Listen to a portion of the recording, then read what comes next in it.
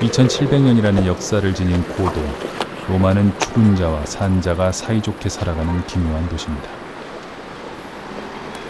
9시 2분 지르코 마시모역에 도착합니다.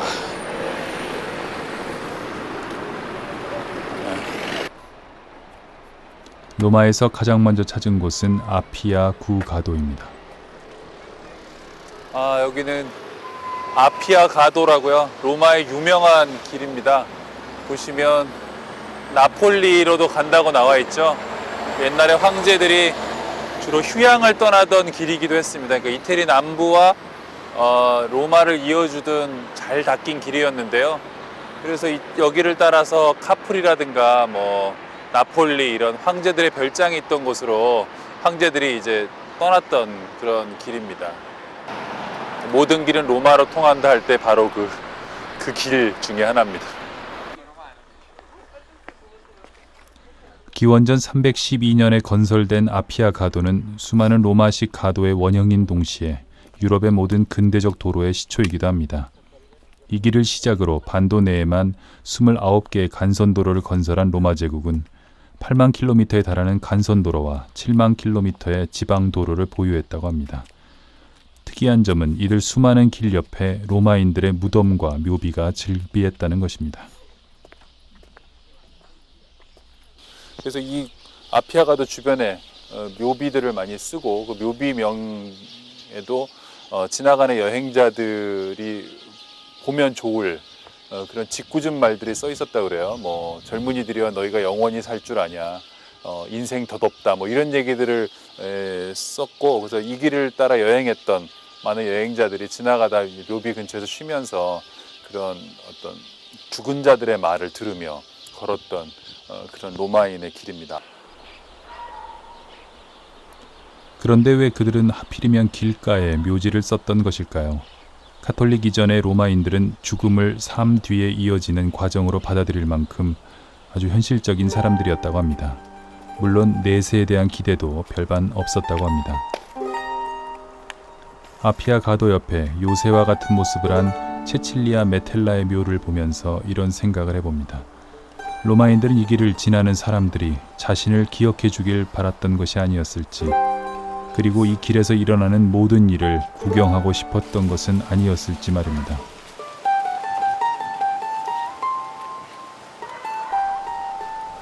이 길 위에서 벌어졌던 수많은 일들을 그들은 지켜보았을 것입니다. 폼페이우스는 이 길 위에서 스파르타쿠스의 반란을 진압하였고, 베드로 역시 이 길 위에서 예수를 만나 어디로 가시나이까 라고 물었던 것입니다.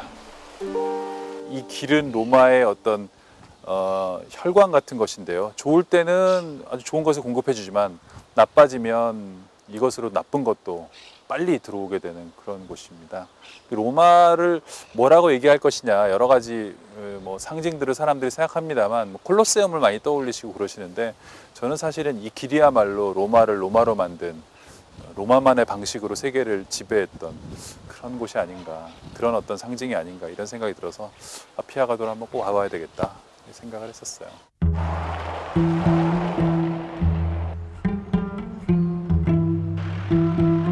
이 길을 따라 걷다 보면 무척이나 현실적이었던 로마인들의 또 다른 모습과 만날 수 있습니다. 그중 하나가 카라칼라 욕장입니다. 217년에 완성되어 300년간 사용된 카라칼라 욕장은 한 번에 1600명을 수용할 수 있는 규모로 디오클레치아노 욕장이 만들어지기 전까지 약 100년간 로마에서는 가장 큰 목욕탕이었다고 합니다. 냉수, 미온수, 고온수의 목욕탕은 물론 체육관과 예배당, 도서관의 정원까지 갖춰져 있던 이 욕장은 로마인들의 사교장이기도 했습니다.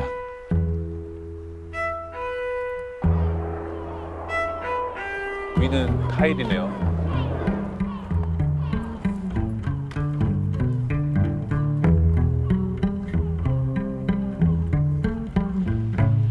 카라칼라 욕장에서는 두 번 놀라게 됩니다. 그 시대에 이렇게 크고 화려한 건축물을 만들어 현실을 즐겼다는 것이 첫 번째고, 그 화려함을 허세가 아닌 작은 타일과 돌 조각을 이용한 모자이크 같은 실용성으로 채웠다는 것이 그 두 번째입니다. 이 모자이크가 조형적으로는 좀 떨어질 수 있어도 욕장 같은 데 습기가 많으니까요. 그림이 프레스코 같은 거 갈라지잖아요. 그러니까 모자이크는 갈라지는 것에 대한 위험은 없으니까 예, 그걸 즐기면서 볼 수 있는 그러면서도 실용적이고 쉽게 부서지지 않을 상당히 로마인들이 선택한 조형적인 어떤 타협점이 아닌가. 21대 황제인 카라칼라처럼 로마의 황제들은 거대한 공공건물을 짓고 거기에 자기 이름을 붙였습니다. 다른 문명의 지배자들이 교회나 모스크 같은 종교적인 건물을 지어 신에게 바칠 때 로마의 황제들은 사람들이 실용적으로 사용할 수 있는 시설을 만들어 시민들에게 제공한 것입니다.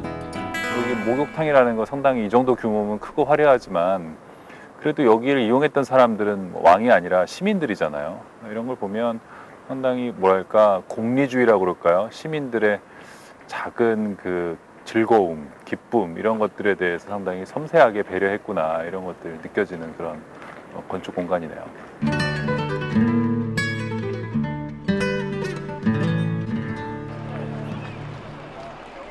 아피아가도를 따라 다시 북쪽으로 올라가면 로마 시대 최대의 공공건물이자 오락시설이기도 했던 콜로세움을 만날 수가 있습니다. 베스파시아누스 황제의 명으로 착공되어 그의 아들인 티투스 황제 때인 80년에 완공된 콜로세움. 이곳은 검투사들의 격투와 맹수와 검투사들의 대결을 보기 위해 5만여 명의 관객이 몰려들었던 대형 경기장입니다.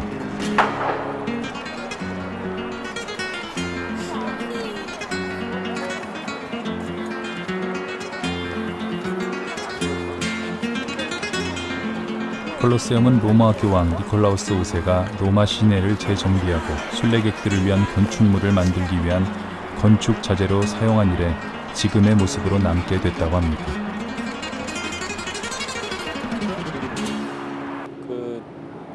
제가 어렸을 때 종합운동장 근처에 살았거든요, 잠실에. 지금은 상암 월드컵 경기장 앞에 살고 있어요. 그래서 거의 일생의 거의 대부분을 경기장 옆에 살고 있는데 콜로세움 만나면 반가워요. 그래서 여기 올 때마다 이제 그런 생각하는데 도대체 이 콜로세움이라는 게 로마라는 고대 도시에서 기능이 뭐였을까 이런 생각하는데요.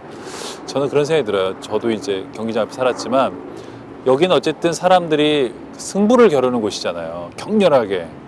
그냥 이런 공간이 하나 도시에 있다는 것만으로도 사람들이 좀 안심하게 되는 면이 있는 것 같아요. 아, 싸움은 저기서 하는 거지. 저기서 격렬하게 싸우고 주말에 가서 한번 보고 오면 자기가 살고 있는 주거 지역이 조금 더 평온해 보이는 효과가 있다 그럴까요? 모르겠어요. 그냥 저만 생각하는 건데 그래서 늘 경기장을 보고 있으면 그 사람들이 마음이 좋아지나 봐요.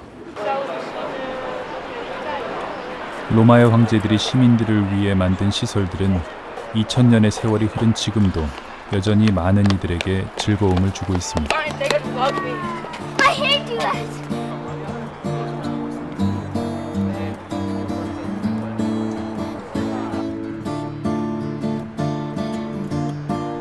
죽은 자에게도 시민권이 있고 살아갈 집이 있는 곳. 로마는 죽은 자와 산 자가 함께 사이좋게 살아가는 도시입니다.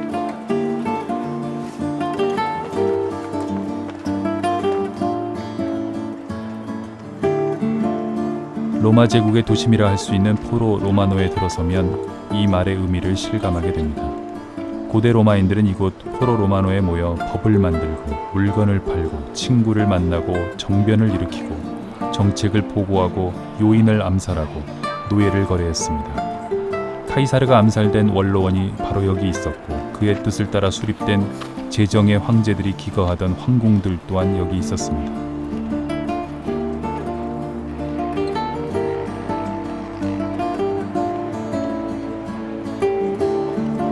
문득 2000년 전 이곳에 도착했을 어느 게르만족을 떠올려 봅니다.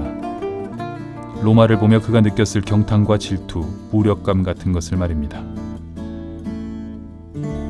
라틴어에 그런 말 있잖아요. 죽음을 기억하라, 메멘토 모리. 이런 데 와서 이제 인간이라는 존재가 덧없구나, 살다가 가는구나, 가도 남는구나. 대신에 다른 인간들이 이렇게 쌓아 올린 이런 걸 보면 한편으로는 위안도 주죠.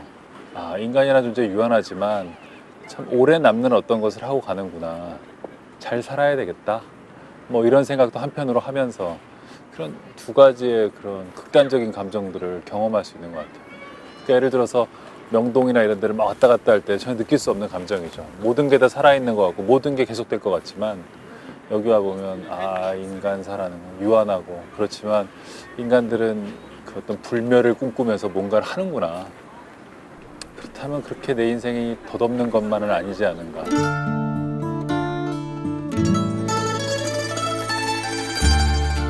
땅거미가 포로 로마노를 뒤덮어 오는가 싶더니 죽은 자들의 공간이 어둠 속에 잠깁니다. 이제 산 자들의 공간으로 이동할 시간입니다. 사람들로 북적거리는 도시의 골목 속으로 들어서자 마음이 편해집니다.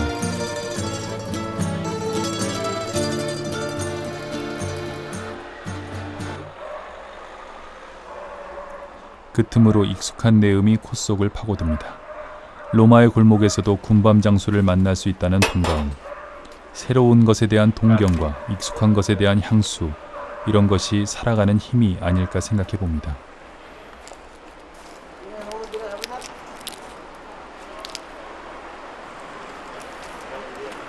제대로 샀어요? 5유로짜리요. 5유로. 5에로. 로마에서의 하루를 마치고 이제 밤기차를 타고 시칠리아로 떠날 시간입니다. 맡겨두었던 짐을 찾기 위해 테르미니역 근처의 호텔로 발길을 돌립니다.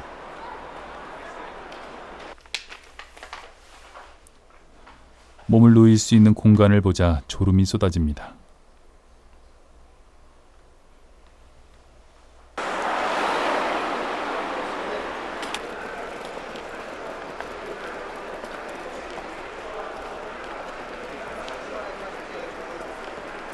시칠리아의 주도 팔레르모행 열차는 밤 11시 26분에 출발할 예정입니다.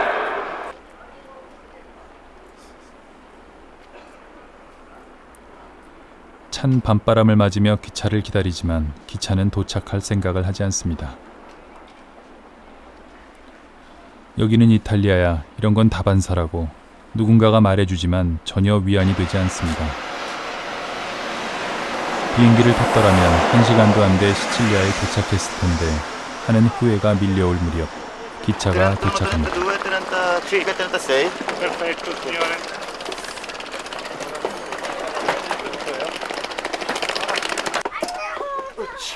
열차에 몸을 싣고 나니 좀 전에 밀려왔던 후회는 씻은 듯이 사라집니다. 1시간이면 되는 비행기를 놔두고 9시간이나 걸리는 열차를 선택했던 건 나름의 이유가 있었습니다. 기차가 배 안으로 바로 들어가잖아요. 그런 방식이 주는 매력도 있는 것 같아요. 보면 성서에 보면 왜 요나가 고래 뱃속으로 들어간다 그러잖아요. 뭐 그런 느낌도 나고요. 이 열차는 밤새 이탈리아의 반도 끝까지 달려가 4조각으로 나누어져 거대한 페리에 실린 후 메시나 해협을 건너 시칠리아에 상륙하게 될 것입니다. 포근한 침대 속에 몸을 누이고 달콤한 잠에 빠져들었다가 깨어나면 열차가 거대한 페리 속으로 삼켜지는 모습을 직접 목격하게 되겠죠.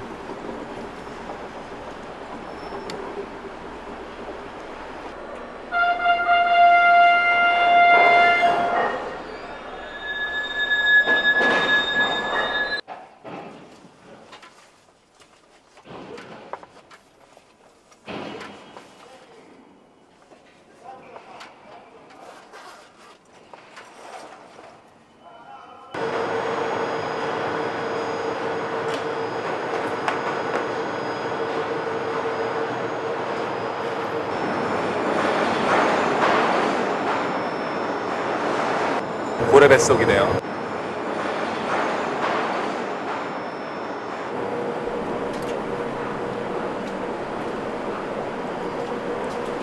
열차가 페리에 실려 이탈리아 반도와 시칠리아 섬 사이의 메시나 해협을 건너가는 시간은 불과 1시간도 되지 않습니다. 비구름이 거치는 메시나 해협의 풍경 사이로 시칠리아가 보입니다.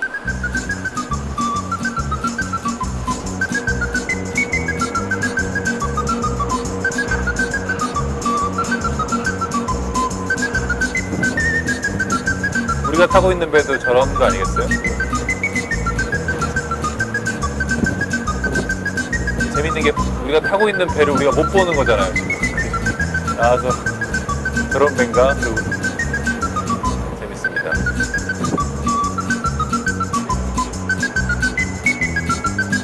멀리 메시나 항의 무지개가 보입니다. 왠지 시칠리아가 저를 반기고 있다는 느낌입니다. 열차가 페리 밖으로 퇴져 나와 메시나역 구내로 들어섭니다. 드디어 시칠리아에 도착한 것입니다.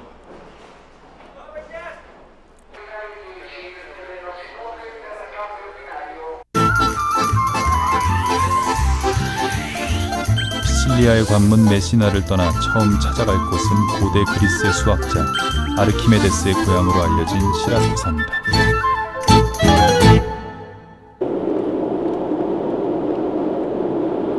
멀리 보이는 화라산 에트나의 하얀 정수리는 지금 시칠리아의 계절이 겨울임을 말해주고 있습니다. 하지만 시칠리아의 날씨는 겨울이라고는 믿어지지 않을 정도로 따뜻하고 화창합니다.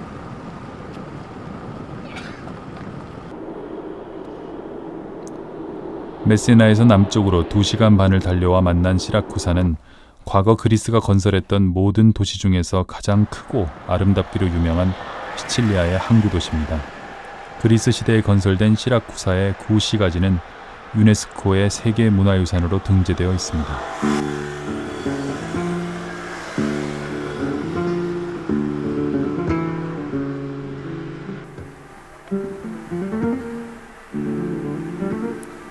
시라쿠사에서 가장 먼저 찾은 곳은 고대 로마의 원형 극장입니다.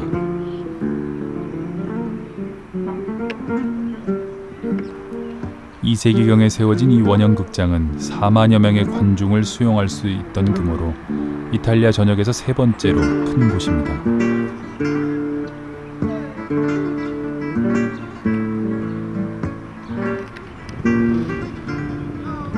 아직도 지하시설이 남아있는 이곳은 검투사들의 검투 준비를 위한 방과 맹수를 관리하는 우리로 쓰여졌다고 합니다. 이곳에서는 전차 경주와 검투가 벌어졌다고 하는데 자세히 보면 로마의 콜로세움과 많이 닮아 있습니다. 인간은 결국 익숙한 것들로부터 그렇게 멀리 달아나지는 못하는 것이 아닐까요? 이 시라쿠사 재밌네요. 왜냐하면 로마인들과 그 그리스인들이 어떻게 건물을 짓는지를 한 번에 볼 수 있기가 쉽지 않은데 이거는 이렇게 원형 경기장 형태로 만들어서 사방에서 모두 내려다볼 수 있는 거죠. 그래서 말도 뛰고 그리고 검투도 하고 이제 그런 공간이라는 걸 금방 알 수 있게 지어져 있습니다. 로마 원형 극장을 나서면 고대 채석장이 나오고 그 너머에는 그리스 원형 극장이 자리 잡고 있습니다.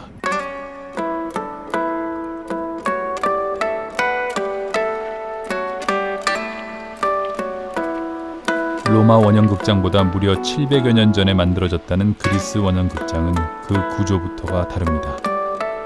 로마 극장은 타원형인데 비해 그리스 극장은 반원형 구조를 취하고 있습니다. 2500여 년 전 그리스인들은 연극을 위한 극장을 만들었습니다. 극장 안 어디에서든 무대 위의 연극이 잘 보일 수 있도록 반원형의 구조를 선택했던 것입니다.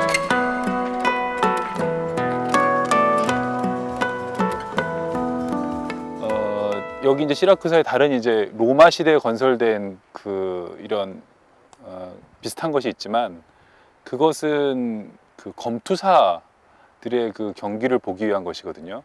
그러니까 다르죠. 그러니까 그리스인들이 이야기를 위해서 극장을 지었으면 로마인들은 그거보다는 게임을 보기 위해서 지었다는 거. 물론 로마인들도 여러 가지 희곡들을 좋아했습니다만 그리스인들하고는 발상이 약간 달랐다.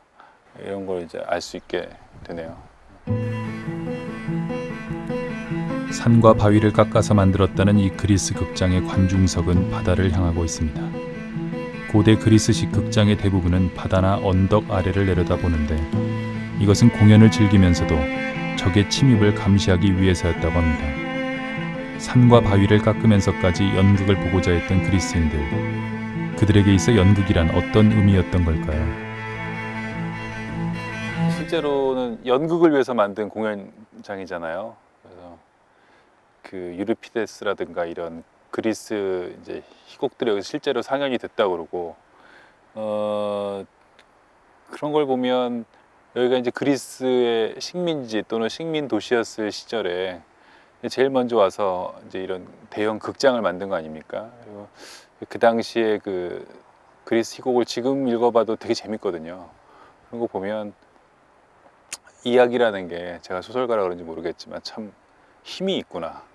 이렇게 아무것도 아닌 이야기가 그 이야기를 듣고 싶어하는 사람들로 하여금 이런 거대한 몇천 년간의 건축물을 만든 거잖아요. 그런 거 보면은 아, 참 중요하구나. 드라마라는 것, 또 인간이 남의 삶을 이렇게 들여다본다는 게 중요하구나. 이런 거 이제 생각하게 되죠. 그리스인들이 사랑했던 땅 시라쿠사. 이곳은 고대 그리스의 수학자 아르키메데스의 고향이기도 합니다. 아르키메데스를 기념하기 위해 만든 광장엔 오늘따라 많은 사람들로 북적입니다.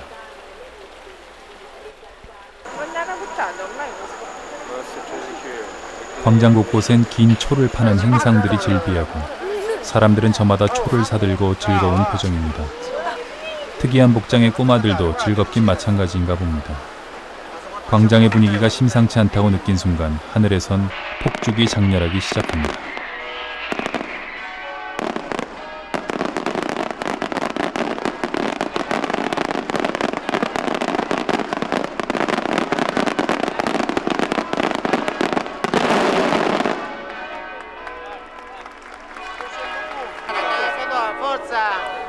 누군가가 산타루치아 축제가 시작됐다고 귀뜸해줍니다.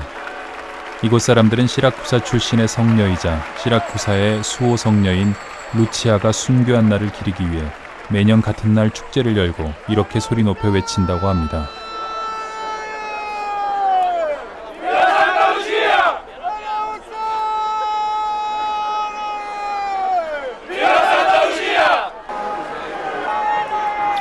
오랫동안 기다려온 축제인 듯 시민들이 흥겨워합니다.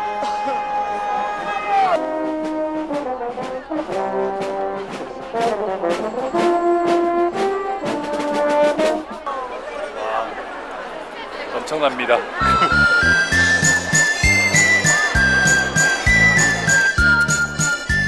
저도 초를 하나 사들었습니다. 루치아라는 이름은 빛을 의미하기 때문에 사람들은 초나 등불을 밝혀 성녀 루치아를 기념한다고 합니다. 오늘 산타 루치아 축제네요. 그 노래 있잖아요. 산타 루치아. 그 루치아가 이 루치아.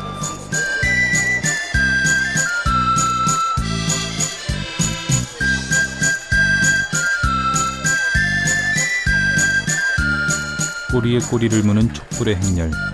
초가 다 타들어갈 때까지 멈추지 않을 행렬을 뒤로 한 채 저는 시라쿠사 인근의 한 가정집으로 향했습니다. 저녁 식사에 초대를 받았기 때문입니다.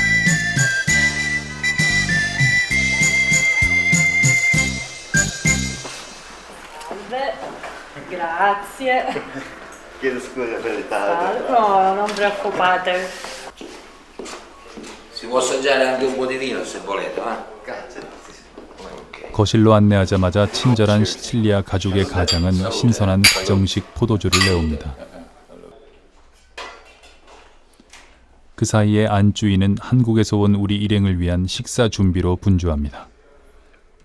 Ora quando sono cotti saliranno a galla, cioè staranno sull'acqua. Ora vi faccio vedere. E quindi non c'è bisogno sempre di assaggiarli se sono cotti o meno. 낯선 이방인들이 시칠리아 음식에 관심을 보이자 친절한 안주인은 직접 요리 만드는 과정을 보여주며 설명을 곁들입니다. Questo, il pomodoro secco. Pomodoro secco. E pomodoro secco lo asciughiamo al sole. Olio di oliva. Sì, poi si rotola così. 이곳에서 만들어지는 모든 요리는 시칠리아 전통의 가정식이라고 합니다.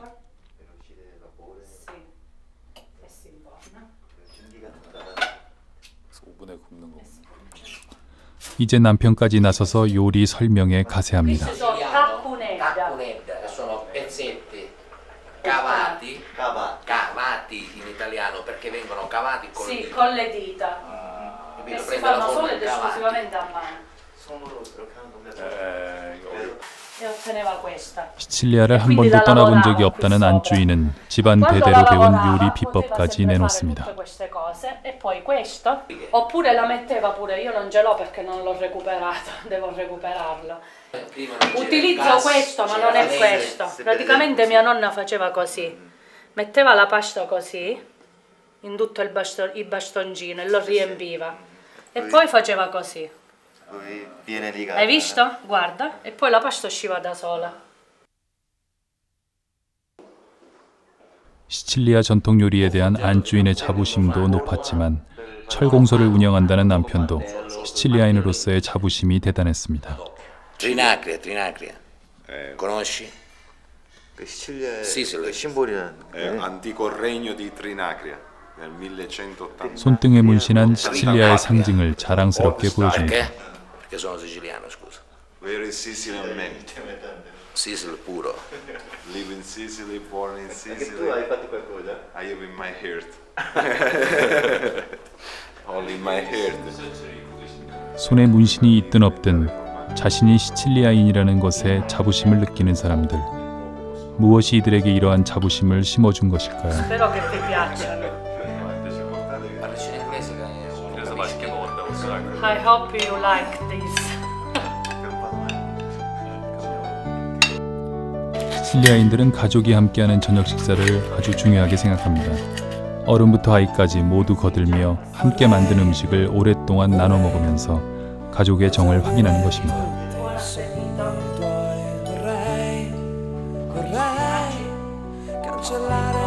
시칠리아 전통 방식으로 요리된 음식들은 식당에서 맛볼 수 있는 음식들과는 전혀 다른 맛이었습니다. 자연스레 고개를 끄덕이게 하고 엄지손가락을 치켜들게 만드는 맛이랄까요. Teneva, ha fatto un dolce, solo una ciambella. E infatti lei mi diceva se vengo in 자부심이 대단한 Italia devi fare 남편은 nella 시칠리아에 대한 farina 세간의 편견과 오해에 대해 말할 때마다 열변을 토해냅니다. forte. E invece se vado da mia zia, siccome mia zia No, pizza. Sicilia, pizza, poi. New York. 시칠리아 가족과의 유쾌한 시간은 그렇게 늦은 밤까지 이어졌습니다. Andiamo a mangiare pizza pure qua.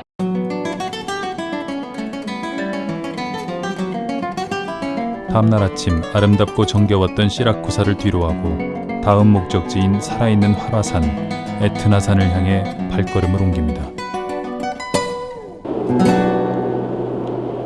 높이가 3,323m에 달하는 에트나 화산은 지중해와 유럽의 대표적인 활화산으로 시칠리아 어디에서나 볼 수 있습니다. 그러나 에트나 화산으로 찾아가는 길은 생각만큼 쉽지 않았습니다. 김민성 선생님, 레퓨지오. 그래서 여기 영어로는 레퓨지라고 돼 있거든요. 사피엔자 레퓨지. 그러니까 사피엔자 대피소인 거죠. 이 화산 폭발이나 이런 거 대비해서 만들어진 것이고. 아무리 달리고 달려도 좀처럼 가까워지지 않는 에트나 화산은 마치 사막의 신기루 같기만 합니다. 결국 현지 경찰의 도움을 받기로 합니다. Girate. Nicolosi. Nicolosi. Arrotondo.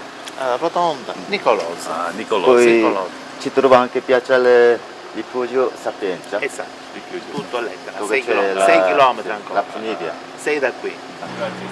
Venite dietro di me, vi accompagno io fino a...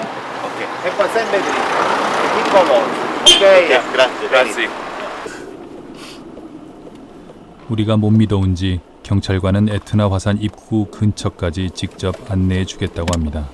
정말 다행이었습니다. 만약 이 친절한 경찰관을 만나지 못했더라면 에트나 화산 언저리에서 계속 헤매다가 포기했을지도 모르겠습니다.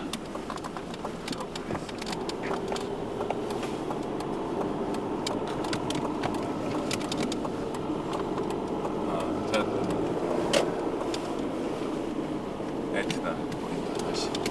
아, 이 로따리를 얘기하는 거였구나. 그래서 Etna a sud, rifugio Sapienza, sempre dritto. Sempre dritto. Ok, vi accompagno o no? C'è la funivia. Funivia, ok. Grazie. Prego, buone cose, Buongiorno. arrivederci. 친절한 경찰관을 뒤로하고 에트나 화산으로 오르는 길에 들어섰습니다. 구비구비 길을 오를 때마다 에트나 화산의 겨울은 점점 깊어져 갑니다.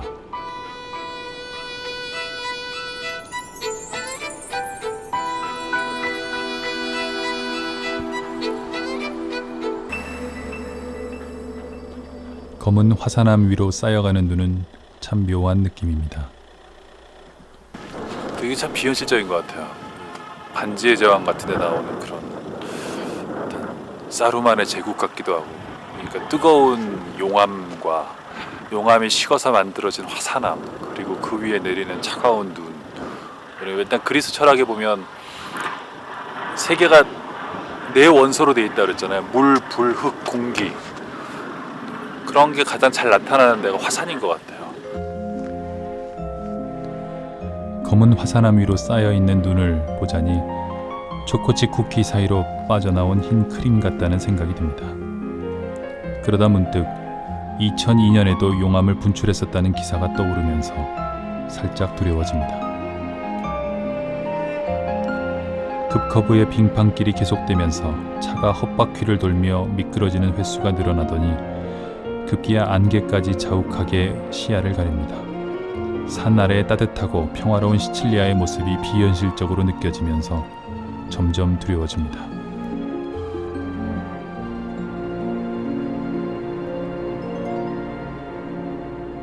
살아야 되겠다.